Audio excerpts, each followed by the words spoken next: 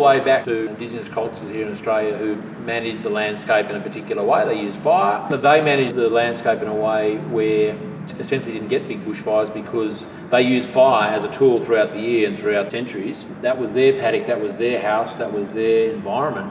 So they made it safe, created a plentiful food supply. That management of the landscape was stable. The whiteys turned up is we changed that.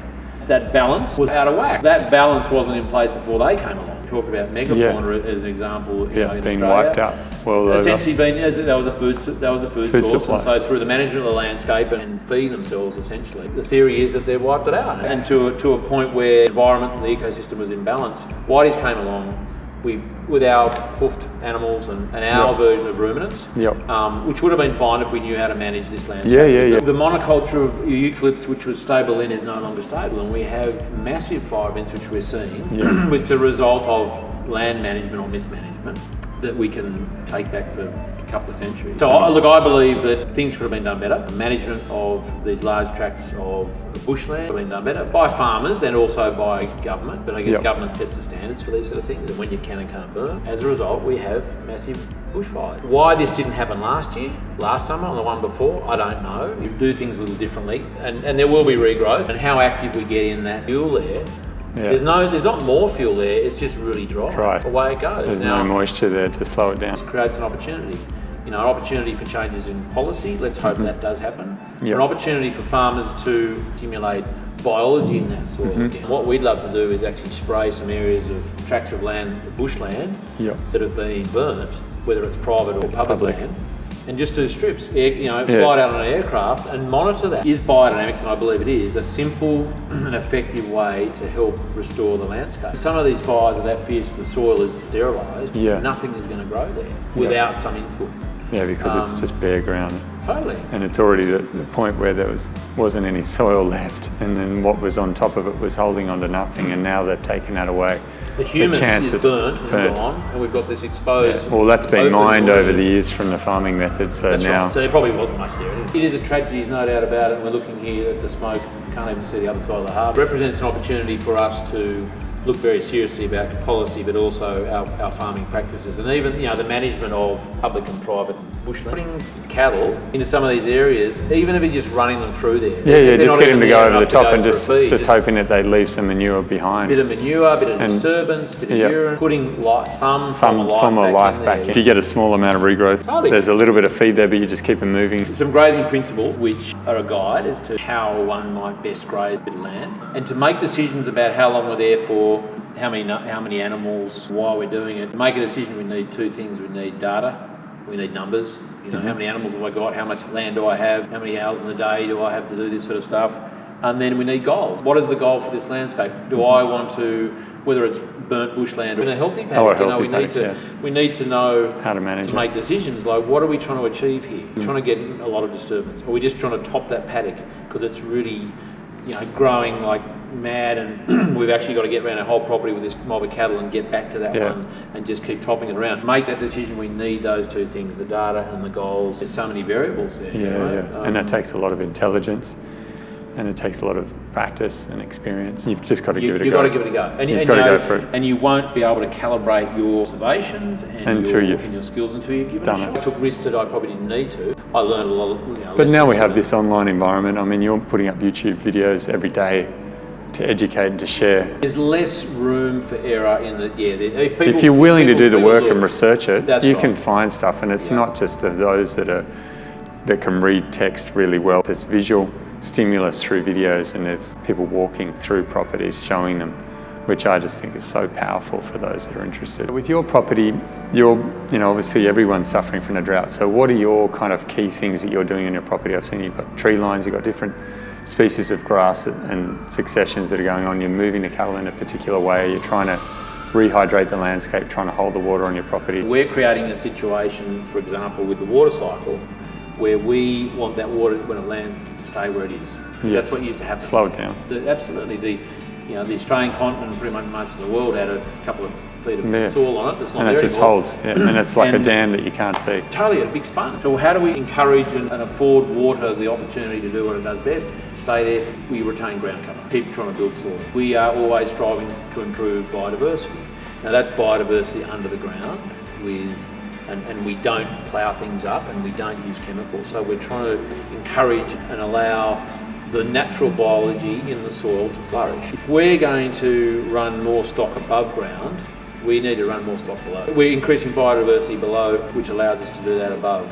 You know, as you say, we have tree lines, so we're encouraging and introducing, by having that habitat there, or reintroducing bird life, you know, superb parrots and honey eaters and all sorts of amazing things that allow nature to add back all those layers of species and interaction to create a more robust system, because it was robust. And humans, whether it's indigenous cultures or current cultures, we are disturbers of the environment. You know, we are part of it, but we have a different agenda. We have a role to play in terms of how we can give back. Absolutely. We are in a position of power. Yeah. And that powerful position that we have needs to be utilised effectively, and we need to respect everything that's supporting us for us to actually look after ourselves, even if we're totally selfish. You can't be, because we're all in an integrated system. We have to consider ourselves doctors of the environment, and we're nurses, and we're putting this land into ICU because that's what it needs. That's the respect and the responsibility that we have. I do this for me, because that's what I love doing, and it gives me a sense of purpose and a sense of pride as well. I do that for my children, and I do it for your children. You know, everyone. I mean, everyone. It sounds all very selfless. Fluffy. Well, but it has to be for everyone. Well, if you're doing it right, it is for everyone. Which is the way nature works. You can't separate ourselves from the environment. There's no way. We've done such a good job at doing that. Well, pretending we're doing it. Fossil fuels have allowed us to separate coal, put the heat on, it's hot, put the cooling on. Uber Eats is totally disconnecting us. There's no need to go anywhere. That disconnection with food means that we have a disconnection with ourselves. If we want to overcome these droughts and bushfires, we need to rehydrate the landscape, we need to give back to the soil, we need to rebuild it so that we're not so prone to these conditions. If we can rebuild soil, and there's a number of ways we can do that, if we can capture improve more that sunshine, and sequester more carbon, build that soil, improve the hydrological cycle. Absolutely. Improve the biodiversity above and below. Plants make soil, and soil grows plants. We can introduce some exotic species that probably never been really in Australia. However, we're in ICU, we need to use whatever we can, and we'll put 7, 8 or 9 different species into a landscape and encourage them to grow with some biodynamic compost and some preparations, and get their different contributions to that soil cranked up, whether it's this sort of sugar or that sort of sugar or this sort of mineral accumulation, whatever it is, and stimulate biology to start growing that soil. It is the digestive tract of the plants. It's so similar to ours. Totally. Ours just happens to be on the inside. Yeah, we can walk around with ours. They're stuck. If we were stuck on the ground, we'd have a gut that was outside us too. Yeah, totally. That would look pretty. Just throw that over there. Yeah, okay. Through the roots.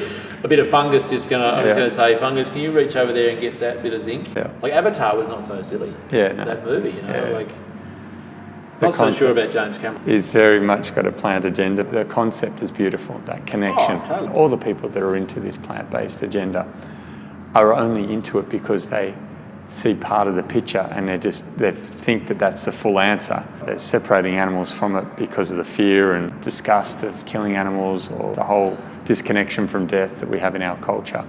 But ultimately, they want the same thing. The good news is that they're interested. There are people in the world who have a consciousness. They've got part of the education and they haven't spent enough time on a landscape or in a natural ecosystem or grown up on a farm or any of those things that allow you to have a greater sense of understanding and acceptance of the life-death cycle. The easy thing to blame is ruminants. They think it's an easy thing to take out, because someone says, the world is dying. Reducing that carbon. The bloody cows are farting. Get rid of them. That's easy. That's easy. Easy fix. It doesn't change my life. So it's not even everything that I like is not coming from them. If I switch to this plant-based diet, I don't have to look at all my consumption. I don't have to look at my clothes, my car. No. And even if I do, I can remain disconnected enough and know that everything's okay, because now we're going to stop the cows from burping. They're getting someone else to do the killing for them. But they don't even realise the death that is involved in the embodied energy and the inputs just into all industry, not just transport, but everything around us in the constructed environment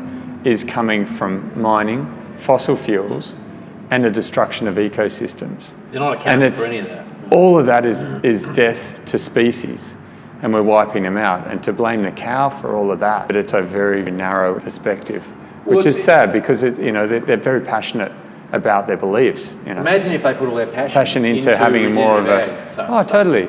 Or just to honestly look at the whole situation and make the true calculation. When you look at tailpipe emissions of all these cars driving past here and there's all this carbon coming out.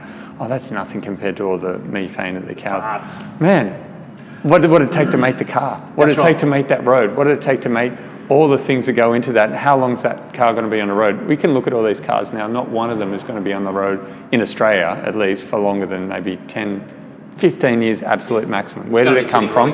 Where's it going to go after? Yep. What's the next car that's going to... All of those have to be factored into the expense. And they're not looking at the life cycle or the embodied energy.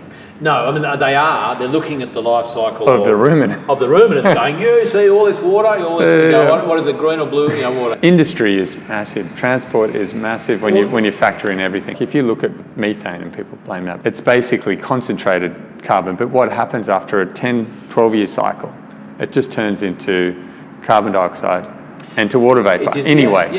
And it goes back into the cycle, but that's not the problem because the sheer numbers of the carbon coming out of producing electricity, all of our mining, coming out of all of our industry worldwide, all of our transport is so big in comparison that the methane, it's a non-issue. And the worst part of that, it's not just the problem that they're pointing the finger at, is that they are the solution. They are going to give us everything that we need in order to solve this issue. And we're blaming the species that's not only a messenger, but the solution to our big problem, is going to heal our landscape, provide everyone with food, and solve all the world's problems, and they're blaming them. If the world's population of animals doesn't change, right, in 10 years, there's no change in the methane levels in the atmosphere. Yeah, it doesn't, because it keeps cycling. It's recycling. And the other thing Joel Sullivan said in a podcast the other day, which is fascinating, he said that if you've got a body of grass, right, and if it's eaten by a cow, it produces a certain amount of methane. If that body of grass is not eaten by a cow and it decomposes, it emits the same amount of methane. So it doesn't matter. It's a non-issue. So if we were to remove all the ruminants, it's not going to change anything. This is the and then we lose the fertility. Then we can't build soil. Then we can't pull more carbon. So we're actually making things worse. There's a net increase. There's an increase because now we're losing the soil faster. How do we get this message across? Having these conversations. I know. It's just getting people to reconnect with their food supply, getting people to reconnect with people like you, seeing footage of farms and seeing what is actually happening out there. That's what I want to do. I want to share with people. The positive stories. The solutions that are there for us and then how we can support them. Solutions to global environmental disaster collapse, also happen to produce clean, amazing food. So it's just solving all the challenges. There's more than enough food, there's more than enough for everyone, and there's more than enough sunlight. There's enough water on the planet, we just got to manage it better. There's enough carbon, we just got to get it. We just got to get it in the right place, and it's all here. It's just bad management. And as humans, that's our role. We've destroyed it all, but we're intelligent enough to rebuild it, reorganize it, and manage it. Let's do it. That's my job.